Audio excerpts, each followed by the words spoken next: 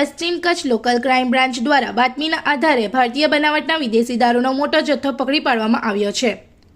મુન્દ્રા તાલુકાના મોટી ભુજપર ગામની ઉત્તર દિશામાં કેનલ પાસે સફેદ કલરની કારમાં દારૂ સાથે સવા ઉર્ફે સૌરાજ હબુબાતિયા હાજર હોવાની બાતમી એલસીબીને મળી હતી।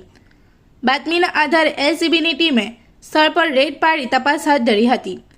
તપાસ દરમિયાન કારમાંથી ભારતીય બનાવટનો વિદેશી દારૂની કુલ 64 બોટલો મળી આવી હતી। પોલીસે દારૂની બોટલ અને કાર સહિત કુલ ₹15,13,676નો મુદ્દામાલ કબજે કર્યો હતો।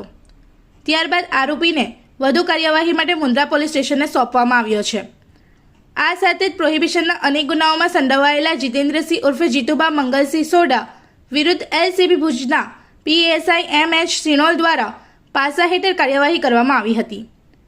आरोपी ने अटकायत करी अहमदाबाद मध्यस्थ जेल खाते मोकली आपवामां आव्यो छे। इस वीडियो को लाइक करें, हमारे चैनल को सब्सक्राइब कर बेल आइकन जरूर प्रेस करें हमारी न्यू वीडियो सबसे पहले देखने के लिए।